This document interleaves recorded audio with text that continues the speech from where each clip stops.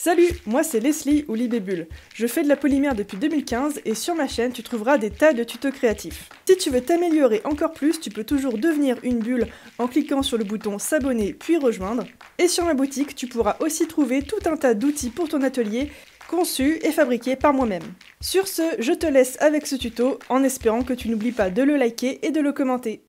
Bonjour à tous, aujourd'hui on va réaliser une Pokéball Pokémon, ça faisait très longtemps que j'en avais pas fait, et pour ça j'ai commencé par modéliser le Pokémon, car ici tout est fait main, y compris le Pokémon qui sera imprimé en 3D, mais qui du coup a quand même été modélisé par mes soins. Mais évidemment la peinture ça ne se fait pas tout seul, je l'ai peint ici avec des peintures citadelles qui sont faites exprès pour peindre les figurines, et je n'ai même pas mis de sous-couche, et pourtant les couleurs rendent tout de même très bien. Évidemment, si vous n'avez pas d'imprimante 3D et de quoi modéliser, vous pouvez très bien faire ce Pokémon ou un autre Pokémon en pâte polymère. Du coup, c'est un très bon projet à faire par exemple avec des enfants. D'ailleurs, si jamais vous débutez en sculpture, je conseille fortement de faire les Pokémon que vous préférez et ceux que vous connaissez le plus, parce que ce sont des formes simples et rondes qui matchent très bien pour les débutants. Pour la Pokéball, j'ai décidé d'utiliser ces petites boules en plexiglas que l'on trouve très souvent aux périodes de Noël ou de Pâques. Elles sont avec une petite encoche pour mettre un petit fil pour faire des boules de Noël. Mais en vrai, moi je préfère les utiliser pour ce type de diorama, c'est vraiment très pratique. Dans une plaque de pâte scrap, je vais venir découper toute la circonférence en fait de cette boule. Alors attention, on essaye de faire au plus large puisque en fait la pâte polymère se découpe très bien après cuisson et on pourra y faire des petits ajustements. Une fois que cette plaque est découpée, je la mets tout de suite au four. Avec une pince, je vais venir enlever les petits bitonniaux qu'il y a pour mettre le fil puisque nous, ça ne nous intéresse pas. On fait juste assez attention à ne pas casser la boule, à pas la fissurer. Donc on y va doucement, on essaye de les tordre et ensuite de les arracher.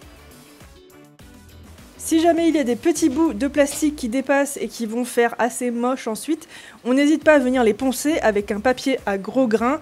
Ici, il me semble que c'est du papier 240. Comme je vous l'ai dit, on va avoir des petits ajustements à faire. Votre plaque de base doit rentrer correctement dans la boule en y étant bien insérée et du coup vous allez devoir forcément peut-être enlever des petits morceaux. Pas de problème, ça se coupe très bien même après cuisson avec un bon scalpel. Le but étant de faire tenir cette plaque dans la demi-sphère la plus large. Vous verrez qu'il y en a une plus fine et une plus large puisqu'il y a les encoches qui vont correspondre du coup pour fermer ensuite la boule. Moi j'ai mis dans la plus large. On va ensuite passer à la confection de notre décor et pour ça je vais venir faire des petits champignons. Je vais d'abord faire les pieds avec de la pâte blanche. On fait des tout petits cônes, on essaie de ne pas faire ça trop gros, vous pouvez aussi les faire très très gros, pourquoi pas. Et on va mettre ces petits pieds au four. Pendant que ça cuit, je vais coller mon brindibou sur la base de la Pokéball. Et ensuite, je vais venir ajouter de la fausse herbe. Alors, vous avez plusieurs options concernant les décors. Vous pouvez tous les faire vous-même, ou bien faire comme moi et prendre quelques outils que vous pouvez trouver sur Green Stuff World. Moi, personnellement, c'est là que je me fournis quand je veux quelque chose pour faire des dioramas. J'adore par exemple la fausse herbe, je trouve que ça ajoute vraiment un petit côté très authentique à la création. Et vous pouvez très bien faire vos propres buissons en pâte polymère, en essayant d'imiter un petit peu le côté mousseux, etc. Vous pouvez aussi faire des petits cailloux, vous pouvez faire des mini-plantes, des mini-fleurs, bref, il y a vraiment des tas de choses à faire. Dans tous les cas, moi, je colle cette fausse herbe avec de la colle blanche, parce que je sais que elle tient relativement bien, et surtout qu'après collage, après séchage, elle va devenir totalement transparente. Comme vous pouvez le voir, la fausse herbe peut se trouver en plein de coloris différents qui sont très très sympas à utiliser quand vous faites des dioramas un petit peu spéciaux. Je l'avais fait par exemple pour ma petite chenille de l'espace que je vous avais déjà montré sur la chaîne. Dans tous les cas, je ne fais ici que vous donner des idées de décor, mais vous pouvez très bien rajouter tout ce que vous voulez, tous les éléments que vous voulez, voire même d'autres Pokémon. Les petits pieds de champignons sont prêts, on va venir y mettre une petite boule de pâte verte fluo sur le dessus. Alors j'ai pris du vert fluo parce que ça matchait bien avec tout le reste dans la Pokéball, mais vous pouvez très bien prendre du rouge ou du bleu ou ce que vous voulez. Et comme ça, en mettant la petite boule par-dessus le pied qui est cuit, on va obtenir directement la petite forme de chapeau de champignon que l'on voulait de base. Évidemment, lorsque c'est fait, on remet le tout au four. D'ailleurs, pour les tout petits éléments comme ça, si votre four est bien chaud à l'avance, vous pouvez les cuire seulement 5 ou 10 minutes, ça suffit largement. Il en ira de même avec notre gravillon et pour ça on va utiliser de la pâte Fimo imitation granit. Alors j'en avais un vieux paquet dans mes placards donc du coup j'hésite pas à l'utiliser. En plus elle est hyper sèche mais là ça va nous arranger puisque ça va nous faciliter la tâche concernant la découpe. Je vais juste la hacher menu avec ma lame et il suffira ensuite de tout passer au four encore une dizaine de minutes. Par la suite, lorsque mes petits champignons sont cuits, on va venir juste ajouter le petit détail des points blancs par-dessus le chapeau. Là aussi, c'est vraiment optionnel. Moi, je l'ai fait avec de la peinture acrylique blanche toute simple et un petit dotting tool. Si vous n'en avez pas, utilisez un petit cure-dent. Lorsque vos petits points sont secs, on va tremper le pied de mes petits champignons dans la colle et on va ensuite tout simplement les coller aux endroits voulus. Personnellement, j'ai choisi de les mettre en petits groupes plutôt que éparpillés puisque ça va me faciliter l'étape suivante. Et l'étape suivante, c'est ceci, on va venir déposer un petit peu de colle blanche sur toute la surface où il reste de l'espace à combler.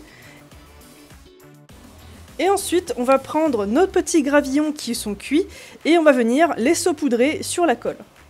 Si jamais vous avez mis un petit peu de colle sur la fausse herbe, ce n'est pas grave puisque, comme je vous l'ai dit, la colle blanche, après séchage, devient toute transparente, donc du coup, c'est pas très problématique. Idem si jamais vous laissez un petit espace vide sur tout le bord de votre disque, c'est pas très grave puisque de toute façon, on va venir recouvrir ensuite avec du scotch noir, donc du coup, les bords se verront très peu. Comme notre Pokéball va être fermé quasiment hermétiquement à la fin, on va bien laisser sécher correctement avant de tout refermer. Et pendant que notre colle sèche, on ne va pas chômer, on va s'occuper de la partie basse de la Pokéball, donc la partie blanche. Pour ça, je vais juste prendre de la peinture acrylique blanche et venir peindre l'intérieur plusieurs fois de suite. Si vous avez comme moi la flemme d'attendre que ça sèche entre chaque couche, vous prenez votre petit pistolet à chaleur et vous allez l'utiliser pour sécher chaque couche. Ça prend en général une petite minute de séchage, c'est vraiment très rapide. Le tout étant de faire en sorte que la Pokéball vue de l'extérieur soit blanche bien unie sans qu'on voit les coups de pinceau. Vient ensuite le moment de l'assemblage. Si vous avez bien fait votre travail, normalement le disque devrait s'insérer correctement dans la partie supérieure. Mais attention, on a sûrement fait des traces de doigts, il y a peut-être de la poussière à l'intérieur de la balle en plexiglas, donc on fait attention à bien la nettoyer avec un chiffon doux.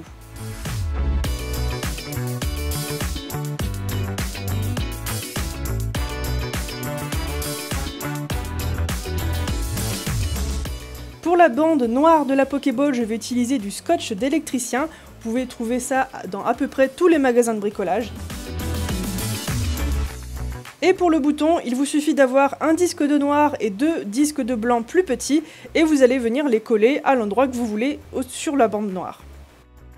Et voilà le travail. Personnellement, ça faisait vraiment très longtemps que j'avais pas fait de Pokéball et j'aime toujours autant ça. Je trouve ça hyper satisfaisant de faire un mini diorama. En plus, ça dure vraiment pas longtemps comparé à toutes mes autres sculptures sur lesquelles je passe des heures.